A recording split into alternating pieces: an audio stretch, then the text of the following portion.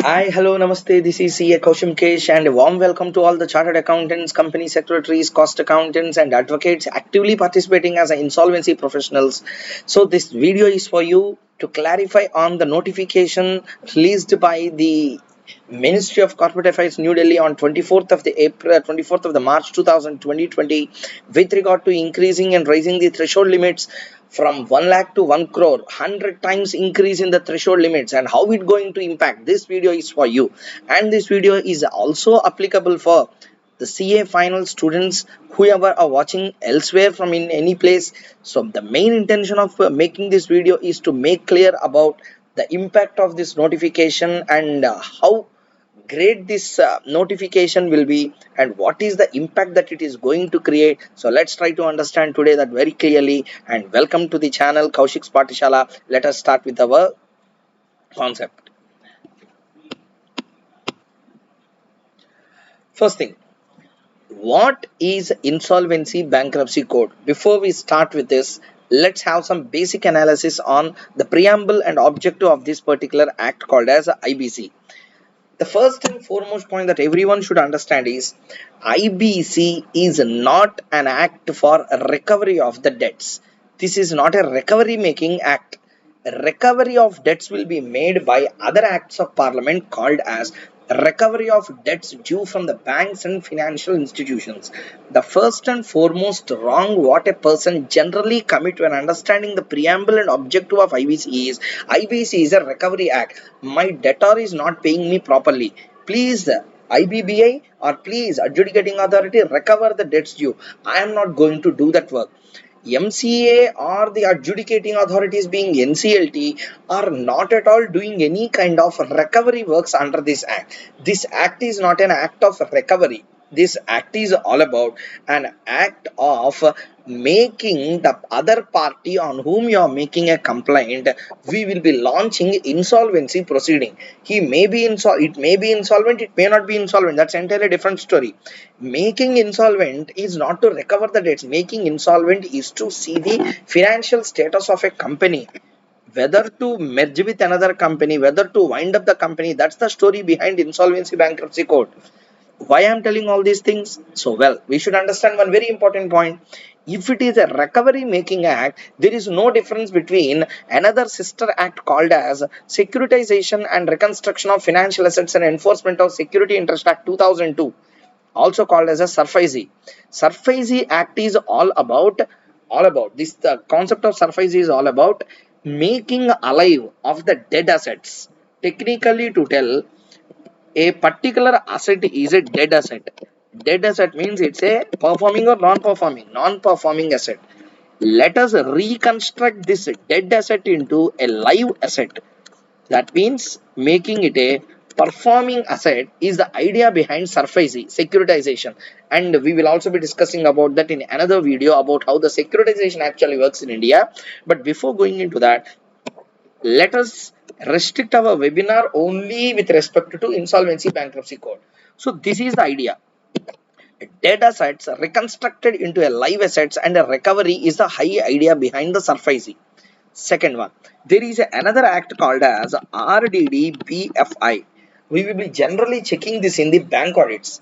RDD BFI means recovery of debts due from the banks and financial institutions is the idea behind this act.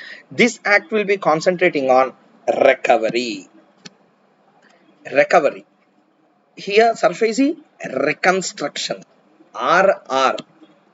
There is no another R in IBC. IBC is not to reconstruct, IBC is not to recover, IBC is to proceed towards insolvency. You may either be insolvent, you may either be solvent. That's all. If you are insolvent, you will be going into process of liquidation. If you are solvent, you will be coming back and I will be operating as a normal company like before. That's the whole idea behind insolvency bankruptcy code. Why this introduction is required? Yes, it is required because insolvency bankruptcy code is concentrating on insolvency proceeding. Since proceedings are there, it will be running into number of days. The general time period that was given for insolvency bankruptcy code is If you start your proceedings today, it should get completed within a period of 180 days. I will give you an extension period of 90 days, making it 270 at a worst case scenario. Recent amendment has released saying that if you are filing any kind of appeal before the authorities, it may take some time. Therefore, I will be extending another 60 days time, and the maximum permissible limit can't go beyond 330. But there are many Supreme Court rulings and there are many NCLAT rulings with me where I have done my research on, where I came to know that even beyond 330 days courts are allowing, because this time limit is only a generalized time limit given. Because if I don't give any kind of time frame, people will be going into number of years. So not to get held up with that, the government has came out with a time limit, but the time limit is not mandatory. In some cases it is at the discretion of the court to judge whether that time limit exceeding is justifiable or non-justifiable, is in the hands of the court taking up the case. That's entirely different story. But what we need to understand, IBC is not a story of 1 day or 90 days. Banks will give a review period of 90 days. This is not the story here.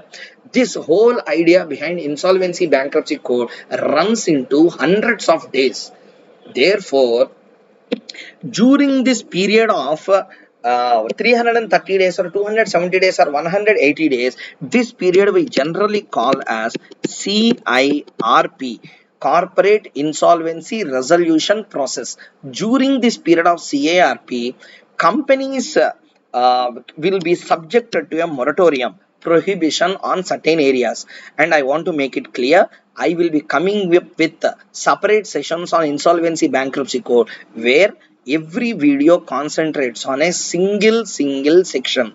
That means, as already requested in the group, every section that, for example, let's take section number 4, we will be discussing in a separate video. Section 5 we will be discussing in a separate video, like that, each and every section. That means it will be a work of almost 2 months totally to understand complete IBC in its real and truest sense. So this is a session which will be concentrating only on the impact of the recent notification released. During this 180 days or 270 days or 330 days, companies will be under a moratorium, and companies will be subjected to many kind of government interventions, which is not at all welcome, because my company's ownership will be in the hands of shareholders. They have to control me. My company's management is in the hands of board of directors. Either they have to control me. Who the hell the other party is coming and that person is trying to control me? But that is required as per the law, and that person is called as a IRP or an RP. This professional may be a chartered accountant or a company secretary or a cost accountant or advocates, satisfying the criteria requirements given by the IBBA in its regulations. Once you follow that, this person being a professional will come and conduct the management of the business of this particular corporate debtor. Unnecessarily our management, everything is transferred into the hands of a third party who is not at all concerned about our company in the past. Is this a welcoming move? And absolutely the answer is no. Now answer my question. If this be the case, how much is the defaulting amount for insolvency bankruptcy code? It is 1 lakh rupee. That means if there is a corporate debtor and this corporate debtor is defaulting an amount of rupees 1 lakh, immediately either a financial creditor or a operational creditor or a corporate debtor itself, section number 7, 9 and 10. 8 is a different section applicable to operational creditor. We will discussing about that in the separate video. So financial creditor, operational creditor and corporate debtor, section number 7, 9 and 10 are the 3 different sections which will be concentrating on CIRP, Corporate Insolvency Resolution Process. Now let us try to understand the meaning clearly. If you want to invoke section 7, default must be 1 lakh. 9 and 10 also default must be 1 lakh. Okay, if 1 lakh is the defaulting amount, then if it is a financial creditor, section 7 will get attracted. If it is an operation creditor, 9 will get attracted. Both are there, then they are not filing. I can also make a complaint myself. That means the debtor can make a complaint itself against itself, and it can start a CARP. To start CRP, how much is the defaulting amount? 1 lakh. What is a default? Definition in IBC explains the word default to be meaning as whenever you are failing to pay any kind of debt that is due, there is an amount of debt which is due and which is payable, and if it is not paid either in part or in full or any installment which is coming to 1 lakh, then you are gone. You will be going into this whole process of 330 days. Now answer my question. There is a very good company which is a healthy company financially. That company, because of the corona effect, business gone very dull. There is a huge financial crunch in the business. It could not carry on its normal business activity for a period of 90 days, let's say 100 days. Totally for 100 days business was completely closed. Since it is a business of iron etc., which is totally prohibited during the coronavirus disruption, business was closed. Anyway, every business runs on finance. Now the financing is totally closed. My company was cornered. Financially, I was backward now. In such case, can I pay to my creditors? After all, this 1 lakh is a very small amount. If you could not pay that 1 lakh rupee amid the COVID virus disruption in India, if you are gone through insolvency process, after this corona virus disruption completes in India, probably in another 1 month maximum, hope so, once it get closed, government will, if the government start invoking the sections on the basis of the same 1 lakh, as per the estimate, minimum 3,000 to 4,000 companies will abruptly coming into the insolvency process, as per the latest research conducted on 29th of the March 29th. A research has been conducted which said that if this notification wouldn't have been released, that research was done after the notification release. It might be done previously before, but the results were out after the release of notification. If the notification like this doesn't come, 3,000 to 4,000 companies would be going into insolvency all of a sudden. That means 4,000 companies means which tribunal will take care, which adjudicating authority will come, how many resolution professionals are there in India? Not 330 days, 3,330 days also will not be enough. 3,300 days. So you are telling 330 days. I am telling 3,330 days. Take 3,330 days. Complete all the 3,000 companies insolvency. You cannot complete. How many insolvency professionals are there in India as on today? Hardly 670 recognized insolvency professionals are there. How many companies they will take? They are also having their own restrictions on number of companies to take up. Government was seriously thinking about that. It released a notification increasing it by 100 times, saying that it is no more 1 lakh, it will be 1 crore. That means today the amended number is not 1 lakh, it is 1 crore. Now let us go into our notification. So whatever I discussed is just introduction to this notification. So in nutshell, in one word, what I can tell, coronavirus has made MCA to have a rethinking about the concept of threshold limit provided under section number 4. Since 1 lakh is very small, many companies will come under that 1 lakh net after coronavirus disruption. Many companies will come into CARP. Proper machinery, proper infrastructure, proper authorities are not there in India to take up. That's a direct admission made by the MCA itself in its notification. You can see the idea behind the amendment, because that much authorities are not there. So to take up the insolvency, therefore it came with an idea about increasing 100 times from 1 lakh to 1 crore. Many people may think this is one of the greatest advantage. This is also a disadvantage if you are a creditor. This notification seems to be advantageous only from the what to say, from the long view. You can see this as a very good move by the MCA, as it is a fantastic move, no doubt in that. But still, everything will have positive and negative effects. Coronavirus is having positive and negative effects. Positive effects, I think every one of you will know. Okay, this much of spacious time we will not get anywhere in our lifetime, but it has been given by the nature. Okay, and that was admitted by many. This much time to spend with family, this much time to do some knowledge creating activity, this much to do some research on the subject, we will never get in our lifetime. Therefore we are using it very nicely. and these webinars, everything is getting conducted. At least we being the professionals are doing some good to our colleague professionals and the students where we are addressing. So this much time we will not get. That's an advantage of having this coronavirus disruption in India. But on the other side of the story, it's killing the people. So that's a negative impact. Likewise, this notification is not completely positive. This is having both positive and negative effects. What is a positive effect? Increasing the threshold from 1 lakh to 1 crore will increase the burden on the government to take CARP.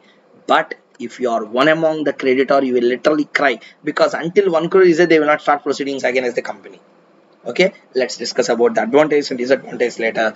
This is all about just a introduction to the story. So later when you find time, you can read this. Mainly I want to concentrate on the notification. See, this is the official notification released by the MCA. So have a look into this. So Ministry of Corporate Affairs notification, New Delhi, 24th of March 2020, in exercise of the powers conferred by the proviso to section number 4. Now everyone will ask for the constitutional and act-wide validity. Whenever government comes with a notification, it should come only with the inbound inherent powers of that particular ministry. MCA increased the limit from 1 lakh to 1 crore. Who gave you that power to increase 100 times? This proviso has given. Where that proviso was? Section number 4 of IBC. Okay. What is section 4 of IBC? Everything let us try to understand. First one, definition of a default under IBC. So before going into the definitions part, first let me first discuss about the charging section under this act. So section number 4. What section 4 want to tell? This part means part 2, corporate insolvency resolution process, not individual insolvency resolution process, corporates.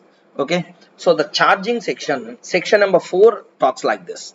Application of this part shall apply to the matters relating to insolvency and liquidation of corporate debtors where the minimum amount of default is 1 lakh rupees.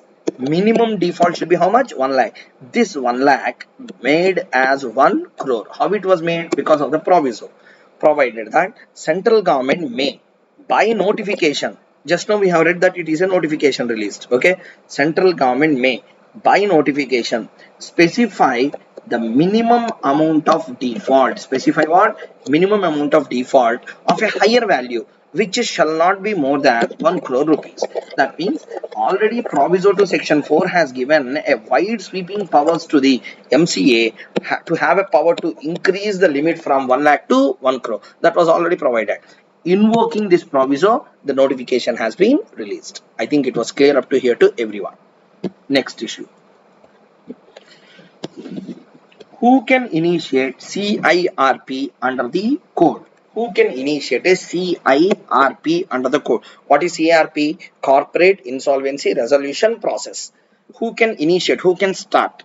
Section 6 of the code says that where any corporate debtor commits a default, a financial creditor, an operational creditor, or a corporate debtor itself may initiate corporate insolvency resolution process in respect of such corporate debtor in the manner as provided under this chapter. So in this, one important point to note down is 3 persons are there: financial creditor, operational creditor, corporate debtor itself. These are the 3 important people who are involved in this CIRP. These 3 people can initiate CIRP under this code. Okay, why I am discussing about that today in this particular webinar? I am going to concentrate on the impact of notification on these 2 people. Okay, so let's try to understand clearly what is section 6. Section 6 in a simplified format looks like this. Corporate debtor has committed a default. In case of such default, the following can initiate CIRP: financial creditor, operational creditor, corporate debtor itself. What is committed? Default is committed. Next one. What is the date of applicability of the notification? One very important question to note down. So point number 1. Generally, whenever notification comes into effect, they will also tell the applicability date. For example, 24th March 2020, this notification was released. But this notification will take into effect from which date? That was silent on the notification, sadly. Therefore, I have made a safe assumption saying that the date of notification official gazette will be the date of applicability of this notification. That means from 24th March 2020. So that's what I have written. While no date of applicability is explicitly mentioned in the notification, one can make a safe assumption that increase shall be applicable from the date of its issue itself. That is,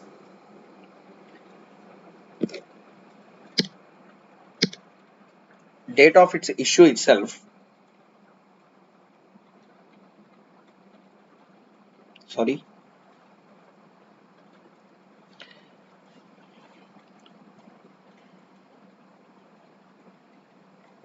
So it can be safely assumed that it will be from the date of its issue itself and not from any other earlier dates. We can make a safe assumption in that way. 1 second, sorry. So next issue. Next issue. So what is the date of applicability of this particular notification release? This notification will take effect from 24th March since no date has been explicitly given in this particular notification. That's all. Next one. What about the pending cases is a next very important query to be answered. What about the pending cases? What do you mean by pending cases? See here. This is the main point. Notification released on 24th March 2020. Okay. I made a complaint against a debtor on this date. That means prior to the notification date. Okay. This application is pending before NCLT as on the notification date. In that case, and I made an application for 20 lakh rupees, which is within the revised threshold. This is within the revised threshold, but it is within the revised threshold, and minimum threshold requirement is how much? 1 crore, but it is only 20 lakhs. Whether this application will be admitted here or not is a very important question. Sadly, MCA is again silent on this. It doesn't give any kind of clarity on this particular issue directly. So we have to leave it to the MCA to come with another circular. Since it is annoying the total group of companies and corporates, it has released a notification saying that 1 lakh became 1 crore. They are happy now. But some intricacies inside will come with another circular in this regard, but still till that comes, we can't make any kind of assumption. The fate of the pending cases, how it will be, it is not discussed anywhere in the notification is a 3-line paragraph, that's all. So therefore, what will be the fate of the pending proceedings? No, answer was no, not there. Next one. How to interpret these notifications along with section number 7 and 9? This is a most important part of my discussion, because up to here whatever we discussed is very easy to understand. Simply this notification can be completed just in half a minute. I can tell directly previous threshold limit is 1 lakh. The threshold limit of 1 lakh has become 1 crore. Answer over. But how great the impact will be because of that wordings change? How great the impact will be? Let's try to understand.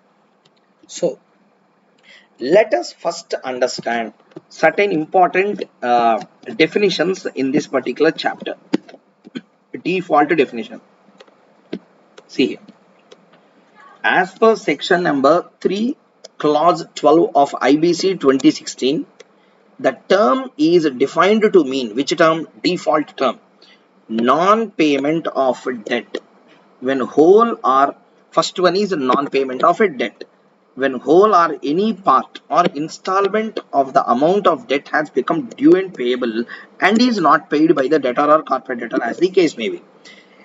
In this way we can read, or I have broken that in the form of an analysis to have some understanding. See, first thing, there must be a non-payment. Non-payment, see here, non-payment of a debt. Non-payment of what? Debt. So non-payment shall be in respect of a subsisting debt. And the debt must be due and payable. It should be due and payable. That may be either whole or part or any installment. That is, the debt is paid or not paid by the debtor.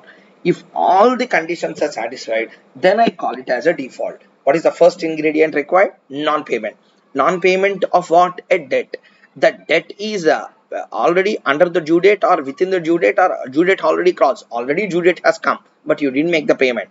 And due and payable may be either in whole or in part, or even one single installment worth 1 crore gone.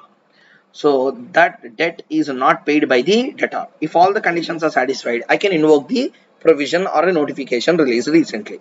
Notes: there is a lot of difference between default in debts and inability to pay the debts. In this connection, I want to tell certain important things. In many court cases, it was held that inability to pay the debts and default to pay the debts is totally different. Inability to pay means I am not negligent. I want to pay, but I am unable to pay. This is one ground. Default can be of two types: intentional, unintentional. Intentional default means intentional default is also called as a willful default. That means I have a ability to pay, but I am not paying. That means this section covers inability to pay the debts or default to pay the debt. Default, it may be intentional, it may be unintentional. Default is what the idea behind this particular law under this particular chapter covers. The default, not inabilities. It may be able, it may be enable. Okay, so unable or it may be able, that's entirely different story. Next one: every default in payment of debt does not signify that the person is in a state of insolvency. I have huge wealth, but I don't want to pay my credit card bill. Now tell me, I will be solvent or insolvent? Completely solvent, but negligent. There can be willful default even though person has the ability to pay the debts. A person is said to have default in repayment of a debt when he failed to pay the amount paid due and payable by him or at the due date. Whether he has a capacity to pay or not, no capacity to pay. If you are not making the payment of installment or any amount, then only this will get attracted. This is the idea behind this, the default definition. Charging section, just now I told you 1 lakh became 1 crore. Who can initiate? Three persons: financial creditor, operational creditor, corporate debtor. And notification applicability date not yet decided, therefore the date of notification will be deemed to be, as of now, will be deemed to be the date of taking effect. So pending cases fate, completely notification is silent on that. How to interpret this notification along with section number 7 and section number 9 is the next story that we need to discuss about. So how this actually works, how to interpret this notification along with section number 7 and section number 9. What is this section 7 and section 9? First, let us try to understand that very clearly. Section number 7(1) reads as under: a financial creditor, either by itself or jointly with other financial creditors or any other person on behalf of financial creditor as may be notified by the central government, may file an application for initiating corporate insolvency resolution process against a corporate debtor before adjudicating authority when default has occurred. What should be occurred? Default. Once the default has occurred, who can make a complaint? Financial creditor. So let's go into the important points inside. So first one, financial creditor, either itself or jointly with others. That means either individually or jointly satisfy that 1 crore requirement of a default amount, make a complaint. Who can make? Financial creditor, either by itself or jointly with other financial creditors or any other person on behalf of a financial creditor as may be notified by the central government, may file an application for initiating corporate insolvency resolution process against a corporate debtor before adjudicating authority when a default has occurred. So what is occurred? Default has occurred. Complaint to whom? Adjudicating authority being NCLT. Against whom? Against a corporate debtor. To do what? Initiate a corporate insolvency resolution process. What to make? File an application. Application be filed by whom? A financial creditor. Only individual I should satisfy? Maybe individually, maybe jointly. Make a complaint before the adjudicating authority that you are not getting the debts properly and ask the adjudicating authority to start a insolvency proceeding. This is the idea behind section 7.1.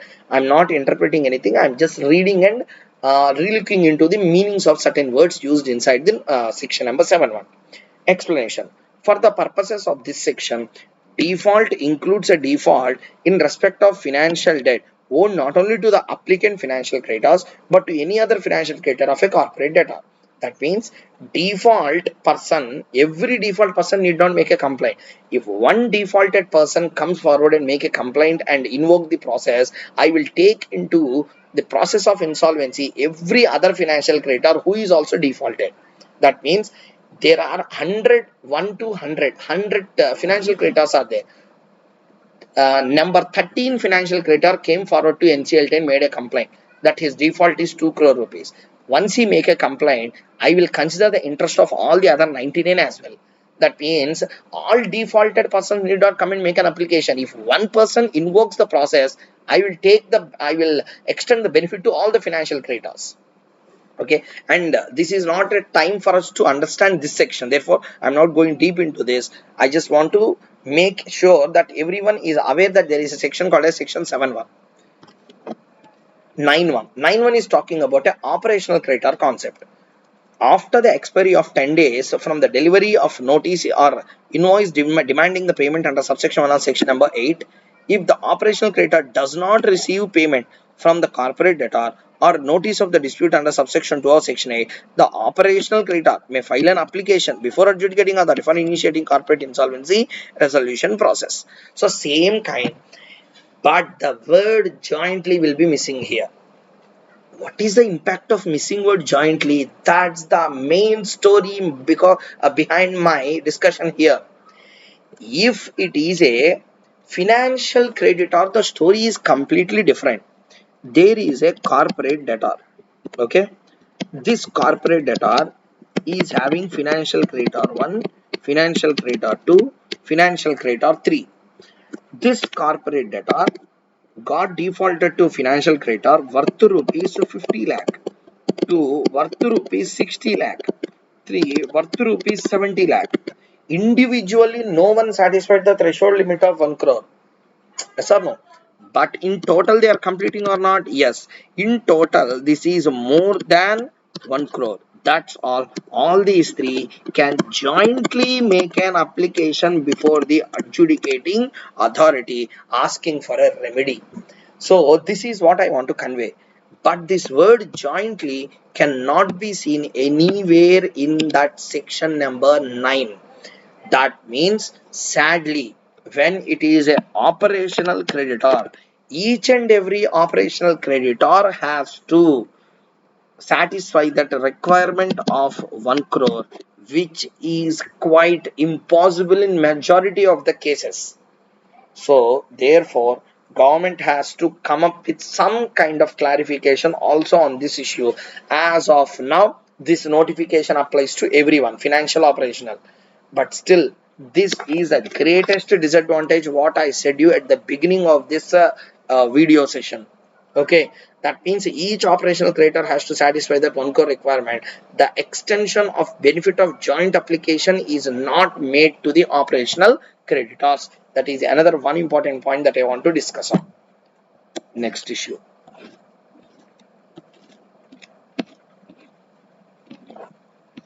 So that's what I have explained here in the analysis part. You can make your good time and read the document properly later. So I am going into the illustrations. Well, notification is only of a 3 lines. Technically 3-line notification. But still I made a 10-page discussion on this to make much practical analysis on the notification. Not just reading and going on the notification. As everyone aware, law has to be read with the intention of the maker of the law, not just reading and going.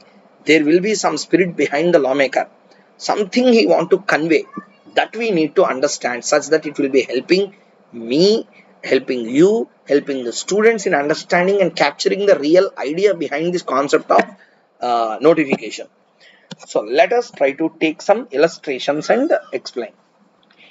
XYZ Private Limited. I have taken 6 or 7 illustrations if I am not wrong. So XYZ Private Limited is a private limited company. Sir, if it is a public company, will the answer change? No. Just for example, I have taken private company. So XYZ Private Limited is a private limited company has committed a default in repayment of a loan of rupees 2 crores from a bank A Limited. Bank is A Limited.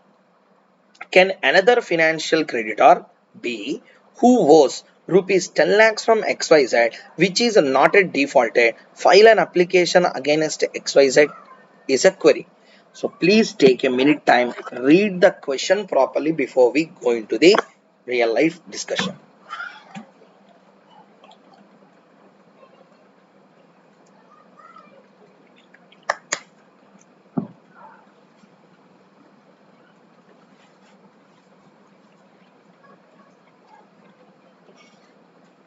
So first thing, what he is telling, there is a private limited company called as XYZ Private Limited. There is a company. This XYZ Private Limited company has taken a loan from a bank called as A Limited worth rupees 2 crore. Okay. Along with this, it has also taken a loan from a financial creditor B worth rupees 10 lakh. Now the query is, A got defaulted to XYZ. Okay. Now the query is, can B file an application against A Limited to initiate a CIRP? Now my main question is, can another financial creditor called as B to whom the bank is not getting defaulted can file an application initiating a CIRP? Technically, if you are not catching up with the point properly, so I will be repeating. There is a company called as XYZ Private Limited. This company has taken a loan from a bank called as A Limited worth rupees 1 crore. Okay, this is the scenario. A Limited is a bank. So now the query is, to be very simple on the aspect, the query that I want to raise is, there is another financial creditor.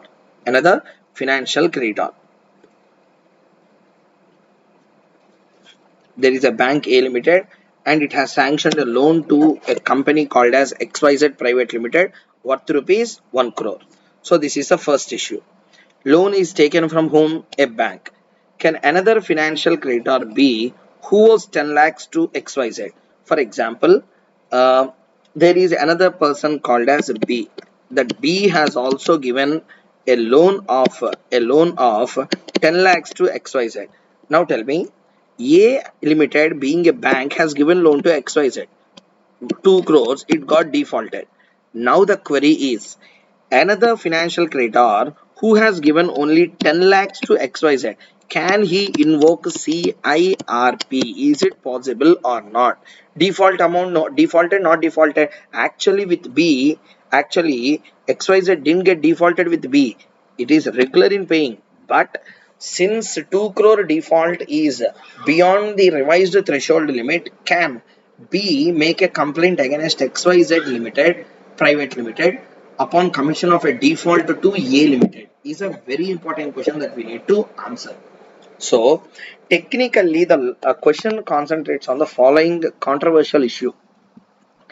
There is a person called as A Private Limited. This A Private Limited has taken loan from two people. This diagram may help you in much more clear way. First one will be a bank called as A Limited. Example, let's take A Limited or ABC Private Limited. So another company is also there which is called as a B Limited. Let's take this. What happened is, A Limited has given rupees 2 crore, B Limited has given rupees 10 lakhs.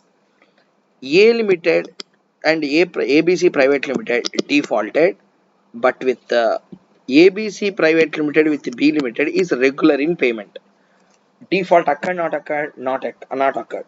Now the query that starts is, can B Limited file a complaint before adjudicating authority upon occurrence of a default to A Limited by ABC Private Limited? Is a query, though not defaulted to B. And the answer is yes, yes, and yes. Surprisingly, the answer is yes for this. Why yes? Because I'm not getting defaulted to you. Application can be made by whom? The conditions. That's why I asked you to read section number 7.1 properly prior to this discussion. Section number 7.1 makes it very clear. Who can make an application? Financial creditor. Nowhere they said that financial creditor to whom default is committed should make an application. Financial creditor can make an application either individually or jointly. Okay, individually or jointly can make an application. For them, default need not be committed. Somewhere a default should be committed, that's all, not to the applicants directly. So when a default has occurred, he said, not default has occurred to the applicant financial creditors, applicants need not get defaulted. So default must be occurred, it need not be to the applicant financial creditors. A default need to be occurred. It is not the idea behind the law. Financial creditors either independently or jointly can make application. That's all. Default need not be occurred to me. Default may be to the other financial creditors. No problem. But I can also make an application to the NCLT provided the total default amount is more than 1 crore. That is the idea. That means, let's take another example. A, B, C. Three people are there. Three people, all are financial creditors. A has given 1 crore, B has given 1 crore, C has given 1 crore. Let's take a simplified example. All the three has given 1 crore each. Given to D Limited. Defaulted to A, defaulted to B, defaulted to C. Okay. All the three are getting defaulted. All the three people he got defaulted. Now this person can make, or this person can make, or this person can make. Or beyond this, another person can also make an application. There is another company called as E Limited, to whom it is regular in payment. He can invoke insolvency proceeding against D since it got defaulted to A, B, and C. So therefore, nowhere in section number 7 he said that financial creditor who files a complaint must get default, must be under default. Never it was said. A financial creditor, like this you can read, a financial creditor, when a default has occurred, not to itself default need to be occurred, itself can make an application, that's all. To that particular person being a financial creditor, default need not be occurred. So very important note point that to make is, applicant creditor need not get a default. That condition of 1 crore default should be satisfied with any one financial creditor or a joint financial creditor. That's all. Okay, that's the idea behind this particular situation.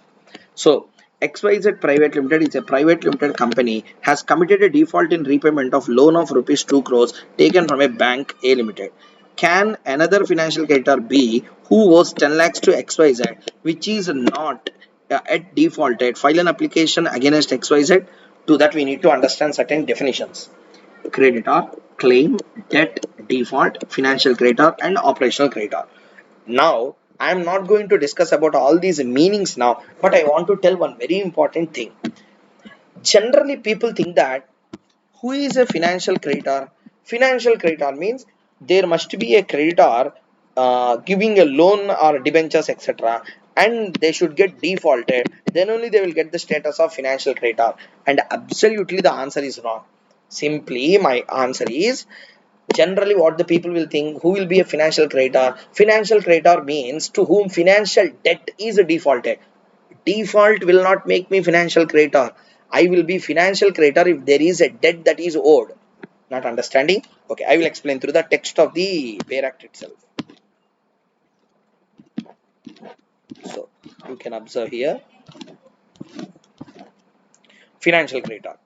Let's have a in-depth analysis on the definition. Financial creditor means any person to whom financial debt is owed. What is owed? Financial debt is owed. Includes a person to whom a debt has been legalized and transferred. Leave off everything. Read only the first line. Financial creditor means whom? Any person to whom financial debt is owed. That's all. Stop there. Now tell me. Anywhere in the definition did they use the word defaulted? No. Default will not give me a status of financial creditor. To become a financial creditor, you should disburse some amount of financial debt to the company, and the debt should be owed. That's all. Enough. Section will get attracted. That means financial creditor status will be obtained by you if and only if you have given some financial debt and that financial debt is owed. You will be called as a financial creditor. That means upon occurrence of a default, you will not be given a badge of financial creditor. You give a loan, financial debt given to a party, and that is owed. That means not yet paid. It is still due to be paid. In that case, you will be called as a financial creditor. Same with operational creditor as well. Operational creditor means a person to whom operational debt is owed.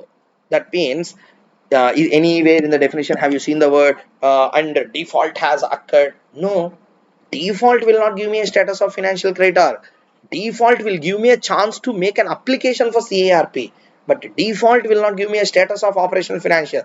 That day, today I have given loan to a party. That's all. From that day I will be called as a financial creditor to him. If he pay amount, financial creditor will be very happy. If you don't pay, I will be throwing you to the CARP. As simple as that. Clear everyone? So up to here this is the discussion, but still okay. Let me give one small example to understand the idea behind this. See here, within the definition itself I will be asking a question. Point is, there is a corporate debtor. Let's not give the names X limited, Y limited. Let's take directly corporate debtor.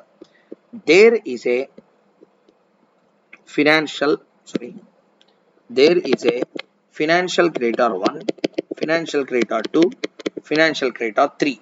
Okay, these are the three parts. Point number 1, three persons are there. Loan is taken from FC1, loan is taken from FC2, loan is also taken from FC3 by corporate debtor. This is a basic situation. Now what is the analysis that I want to make? See here, FC1 has given an amount of rupees 1 crore, FC2 60 lakhs, FC3 80 lakhs. Let's take like this. These are the various amounts that they have given. Okay. CD, the corporate debtor namely, has defaulted to the FC1. Okay, has defaulted to whom? FC1. Now, defaulted to FC1 well and good, and this particular person, for example, let's change this amount is, let's say it is 70 lakhs. Okay, 70 lakhs, 60 lakhs and 80 lakhs defaulted. Now answer my question. 70 lakhs is a defaulted amount as it is, and he didn't get defaulted to FC2, he didn't get defaulted to FC3. Now can FC1 go and make an application, or FC2 can make application, or FC3 can make an application? No, they cannot make, because the threshold limit of that 1 crore is not going on. So that's the first important point that we need to understand. Now it got defaulted also to FC2. Can they make an application? Can they make an application? Can they make an application in this case? And even in this case, can they make an application? Yes, they can make. If they make an application jointly, 70 plus 60 comes beyond 1 crore, they can make an application before the tribunal. That is the idea behind. And I want to tell very important point once again. I will get the status of financial creditor upon occurrence of a default or upon debt is getting owed. Debt is owed. Owed means you have a liability to pay. That's all. Upon giving a loan, you will get a status of debtor, I will get a status of creditor. That's all. From that time, I will be called as a financial creditor. You will be called as an corporate debtor. That's all. That's the idea behind this particular section, defining the terms financial creditor and operational creditor. I think everyone up to here, I am clear up to here. So let us go into the illustration again. Okay. Illustration number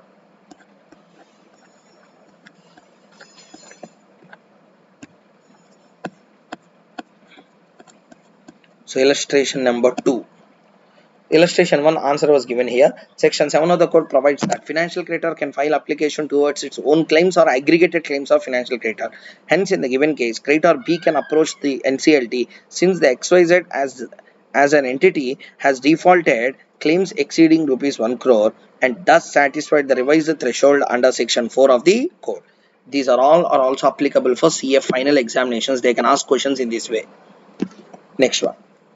In the example above, considering that XYZ Private Limited in this case has defaulted Bank A rupees 50 lakhs and other financial creditors for a total of rupees 75 lakhs defaulted, can Bank A still approach NCLT? Technically, let's take a situation. Corporate debtor is whom? XYZ Private Limited. How many financial creditors are there? Bank A and bank number Bank A and other financial creditors. So for Bank A, how much is the default? 50. Other financial creditor, how much? 75. 50 and 75, how much? 125 lakhs. That means 1.25 crores, which is in excess of the threshold limit or not. Can they make application? Yes. Yes. Section 7 of the code provides that financial creditor can file application towards own claims or aggregated claims of financial creditors. Possible. Third example, third illustration. In the example above, considering that XYZ Private Limited in this case has defaulted to Bank A 50 lakhs and other financial creditors total 75 lakhs, but default is only 45. Now we will count 75 or 45. 45 is only counted. Default is the term that is very important here. I got defaulted to entire 75 or I got defaulted only to 50, 45. So 45 plus 50, how much? 95. Within threshold or beyond threshold? Within the threshold, you cannot file. Answer is no. Example number 4. In the example above, considering that XYZ Private Limited in this case has defaulted 40 lakhs to A, other financial creditors of 50 lakhs and other financial creditors 40, 50 plus 40, 50 plus 40, not a requisite amount. Let us read the question once again, beyond. Also, the company has operational creditors of 60 lakh. Now, very important question. I have operational creditors of 60, financial creditors of 90. Can I add both of them? No. Joint application is only between financial, not financial and operational. So, operational crossed 1 crore, not crossed. Both of them crossed 1 crore, not crossed. You cannot make an application. Okay, next issue. XYZ also has some operational creditors M, N and O to the tune of 20 lakhs, 1.5 crores and 85 lakhs. Now this is one important question. Who can file application in individual capacity? Can M make application individual capacity with 20? No. N? Yes. O? No. Can joint application? No. Joint application possibility is given only to the financials, not to the operational. So that is what I have said in this analysis. Next issue.